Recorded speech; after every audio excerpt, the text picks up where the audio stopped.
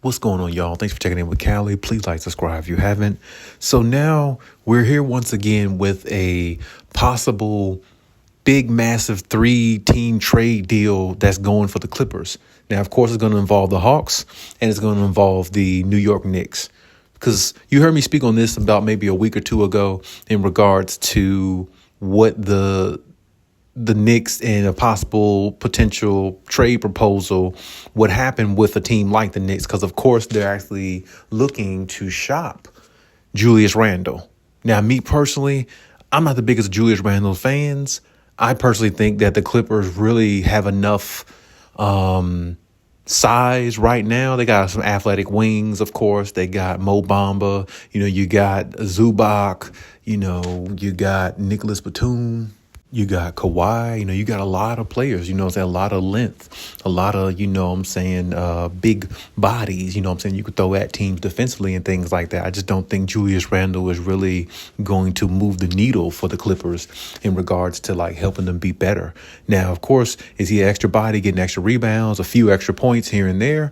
Of course, he can do that. But I mean, the one thing about Julius Randle I don't like his consistency levels, not consistent enough.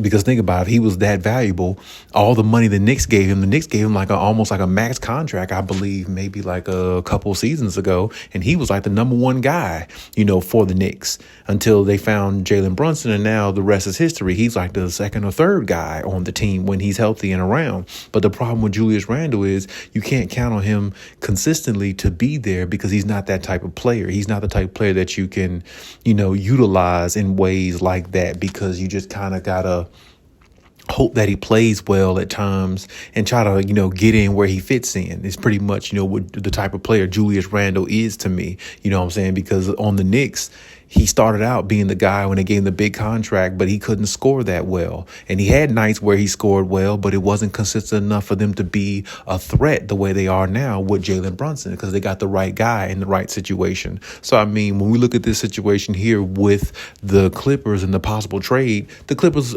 ultimately will get Julius Randle and Larry Nance out of the situation. Now, I know some of you, a few of you spoke and said Larry Nance, would be a decent addition. But there again, I mean, you could look at Larry Nance as a decent addition, but like I said, he'd be mainly just for defense and an extra body to have. And I think that's fine. But at this point, I think the Clippers really need to filter out their offense a little bit more. If you're going to go after somebody, I would go after somebody more offensively inclined rather than Julius Randle and Larry Nance. Now, of course, Julius Randle is more offensively inclined than Larry Nance. But my point is, I don't think Julius Randle really moves the needle for the Clippers. I think they'll be just fine if they don't get him, or if they don't even actually go through with this trade and actually look to probably put themselves in position to get maybe somewhat like maybe a second star type player. Maybe not even that, but just somebody who can score a lot more consistently and you can count on them and you know what you're getting out of them every night. And it's no questions asked. You see what I'm saying? So I think that's the route the Clippers should go, more so than just trying to get,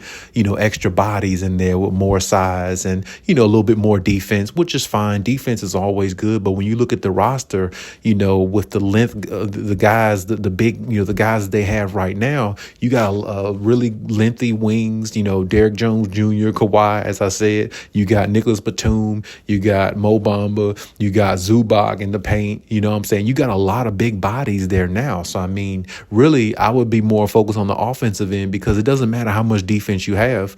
The game is predicated on the 3-point and the perimeter line, in the perimeter now. It's not like back in the day where it was all, 17 feet and in, scoring. It's scoring from the perimeter. And it's been like this for a while now. So you can't stop 3-pointers with just straight defensive guys who are out there just trying to, you're not going to be able to stop that, because everybody shoots threes now. It's not like just a point guard shoots threes. Everybody shoots threes. So, I mean, you're not going to be able to stop everything. So the main thing is, as long as you got enough defense to help you get by in games, which the Clippers have enough defensive players to do that. Kawhi is a handful all on his own when he's out there. He can disrupt anything an offense does in general. Kawhi can disrupt everything a team does in general, just because of how good he is defensively. And then you got other wings out there and stuff like that. So you have enough defense, to me, to get by. Really, it's more so the offense. I think the Clippers need to look at a little bit more and have a little bit more flexibility in that area,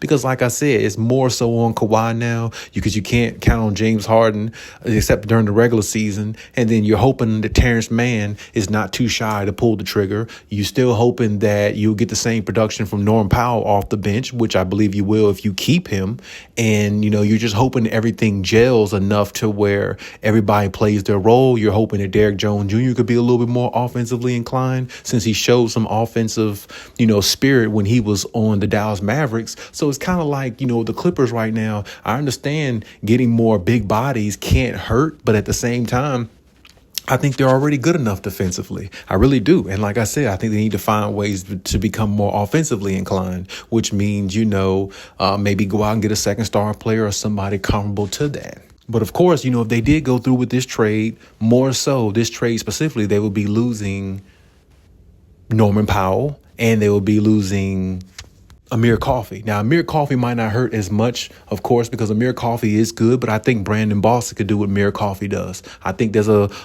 couple of players on the Clippers that can do what Amir Coffey does, even though Amir Coffey is really good, really solid, and he's a lefty and he plays solid defense too.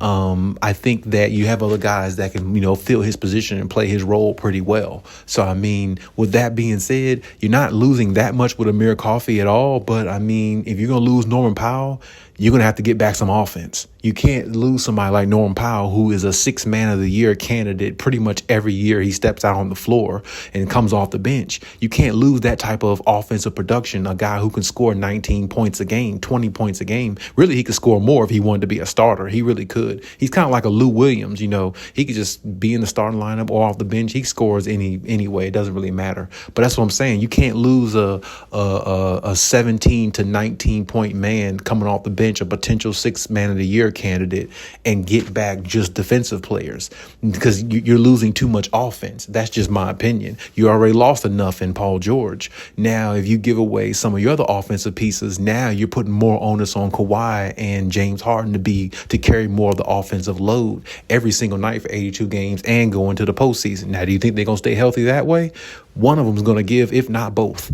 I'm saying, health wise. So, I mean, it's like you want to better yourself on the offensive end rather than the defense. Because right now, defensively, the Clippers look pretty good to me. But I mean, me personally, I wouldn't go through with this trade simply because, like I said, I just don't think Julius Randle moves the needle, nor does Larry Nance. But leave any comments in the comment section. Let me know what you think, and we'll talk about it.